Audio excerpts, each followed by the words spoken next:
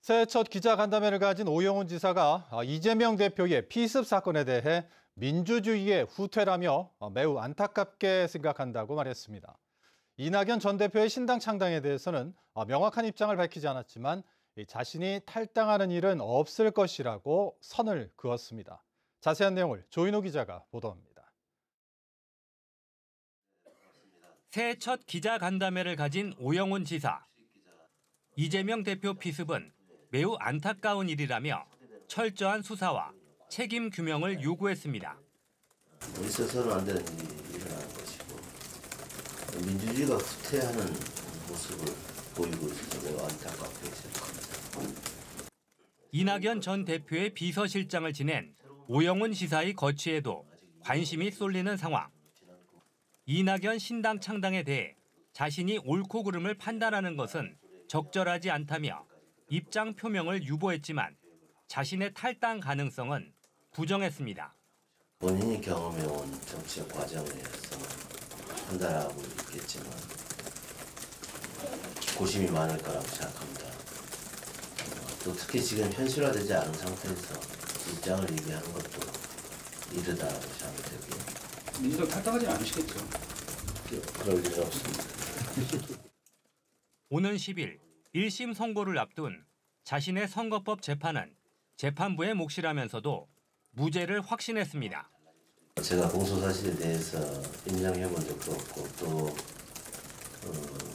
입증된 적도 없고 그래서 당연히 저는 무죄가 나와야 한다고 생각하지만 오 지사는 4.3 평화재단 운영에 개입할 생각이 없다며 이사장 임명에 지침이나 기준을 제시하지 않겠다고 말했고 제주도 상반기 정기 인사에서 핵심 보직에 변화가 있을 것이라고 예고했습니다. 민간 특례 사업으로 처음 개발되는 제주시 중부공원 아파트는 합리적 분양가 산정에 가까워지고 있다며 오등봉 공원에도 연쇄 반응이 기대된다고 말했습니다. 서귀포 관광 잠수함 운항 중단은 관광산업과 환경 문제가 상충되지만 전문가들과 협의해 어떤 방향으로 접근할 것인지 검토하겠다고 밝혔습니다. MBC 뉴스 조인호입니다.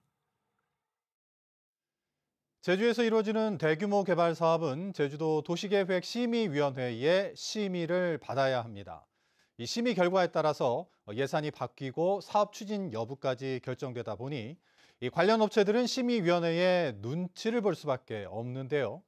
그런데 최근 한 심의위원이 업체들에게 장인의 부고 알림을 발송해 논란이 일고 있습니다.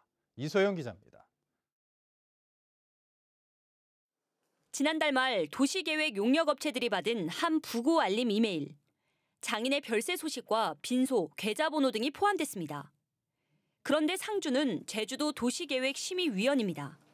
업계에서는 공식 입장을 밝히지는 못했지만 이런 부고 알림이 부담스럽다고 말합니다.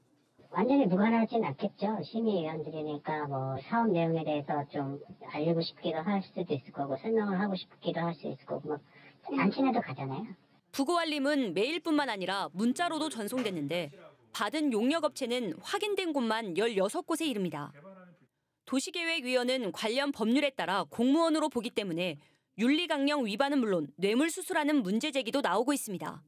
심의위원들은 매우 그런 위치적으로 이제 갑에 있는 것이고 용역사들은 이제 을에 있는 것이죠. 그렇기 때문에 부고를 보냈을 때 이거는 이제 약간 강제성이 있는 것이고 결국 이게 이 뇌물을 달라 하는 그렇게도 비춰질 수 있겠죠. 해당 위원은 학회 사무국이 회원 동정 부고 사항을 전국 회원사에 일괄적으로 보냈다며 특정 업체가 끼어 있다는 사실을 염두에 두지 못했다고 해명했습니다. 제주도는 직무 연관성을 검토해 공무원 윤리강령 위반 여부를 살펴보는 한편 부적절한 논란에 대해 전체 심의위원들에게 주의를 권고하겠다고 밝혔습니다. MBC 뉴스 이소연입니다. 제주 영어교육도시에 새로운 국제학교를 설립하겠다는 신청이 접수돼 도교육청이 심의를 시작했다는 소식 전해드렸는데요. 하지만 일부 부동산 업계를 중심으로 확인되지 않은 허위 정보들이 퍼지고 있어 관계 당국의 대응과 함께 소비자들의 주의도 필요해 보입니다. 김하은 기자입니다. 제주도교육청에 새 국제학교를 짓겠다며 사업자가 신청서를 제출한 건 지난달 11일. 하지만 인터넷 부동산 사이트들에는 이미 몇 달 전부터 해당 학교 설립이 확정됐다는 허위 정보가 나돌았습니다. JDC 관계자에게 확인했다는 말부터 검증이 끝났다는 이야기까지 나돌았습니다. 그러나 정작 교육청의 심의는 이제야 막 시작됐고 승인 여부조차 알 수 없는 상황. 건설 면적과 구체적인 계획은 공개되지도 않았지만 벌써 조감도와 부지, 학교 면적까지 부동산 사이트들을 중심으로 퍼져나가고 있습니다. 이미 3개 학교와 추가로 양해각서를 체결해 앞으로 수요가 늘어나 주택 부족 현상이 심해질 거란 정보도 더해집니다. 추진 계획도 나오지 않은 카이스트 캠퍼스까지 들어선다는 이야기가 더해지며 분양을 받으면 연 3,500만 원의 수익까지 언급합니다. 하지만 현실은 거의 정반대나 다름없습니다. 사실상 허위 정보들입니다. 영어 교육도시 내 아파트 미분양이 늘고 있다 보니 이렇게 소비자들의 호기심을 자극하고 분양을 홍보하는 플랜카드들이 곳곳에 걸려 있습니다. 아직 입주가 시작되지도 않았는데 1억 원을 할인해주겠다는 업체까지 나오고 있는 실정입니다. 혼술 많아요, 지금. 코로나 그 이후에 휴증이 여파가 커요. 그냥 저조한 걸로 알고 있습니다. 개교가 되고 일정 정도 소화되는 시기가 필요한데 지금은 이제 물량은 많고 소화가 안 되는 상황인 거지. 새 국제학교의 설립 승인 전부터 확인되지 않은 정보가 부동산 사이트들을 중심으로 유포되고 있는 상황. 부동산 경기 침체 속에 소비자들의 피해가 우려되는 만큼 관계 당국의 대응이 필요해 보입니다. MBC 뉴스 김하은입니다. 새해 제주지역 아파트 분양 전망이 여전히 어두운 것으로 나타났습니다. 주택산업연구원에 따르면 이번 달 제주지역 아파트 분양 전망 지수는 68.4로 지난달보다 12.8포인트 상승했지만 긍정과 부정평가 기준인 100에 한참 못 미치면서 여전히 부정적 전망이 우세했습니다. 주택산업연구원은 지방 대부분 지역에서 지수가 상승했지만 시장이 긍정적으로 바뀌었다기보다는 수도권 대비 큰 폭으로 떨어졌던 지수의 기저효과가 작용한 것으로 분석했습니다. 제주도가 올해 상하수도 기반시설 확충에 5천억 원을 집중 투입합니다. 제주도는 지난해보다 24.6% 증가한 국비 예산 1,291억 원을 확보하고 모두 5,380억 원을 투입해 누수 관리와 노후 상수관망 정비는 물론 제주 공공하수 처리 시설 현대화 사업 등을 추진한다고 밝혔습니다. 특히 도서 지역 물 부족 문제 해결을 위한 추자도와 가파도 마라도의 해수 담수화 시설 사업과 우도와 추자도의 하수 처리 시설도 증설할 계획입니다. 제주 지역 건축물 고도 제한을 조정하는 사업이 30년 만에 추진됩니다. 제주도는 건축물 높이 제한에 대한 규제 개선 요구에 따라 올해 5억 원을 들여 고도관리 방안을 수립하는 용역을 추진합니다. 제주도는 이번 용역을 통해 도시가 평면적으로 확산되는 것을 막고 압축 개발을 통해 여유 공간을 활용하는 제주형 압축도시 조성의 토대를 마련한다는 계획입니다.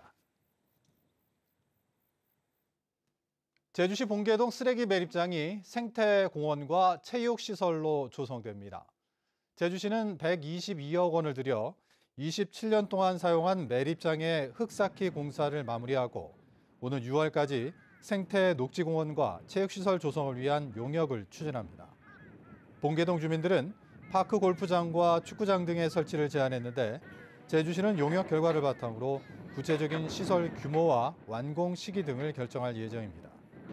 한편 매립장 내 음식물 자원화센터는 오는 6월까지만 가동하고 운영을 중단합니다. 올해 상반기에 외국인 계절 노동자 500여 명이 농가에 투입됩니다. 제주시는 올해 상반기에 지난해보다 30% 늘어난 외국인 계절 노동자 516명이 입국할 예정이라고 밝혔습니다.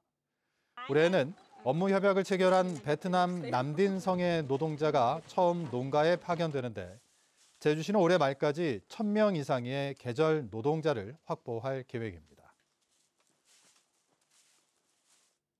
제주공항 근처에서 허가를 받지 않고 비행한 드론이 공항 감시 시스템에 적발됐습니다.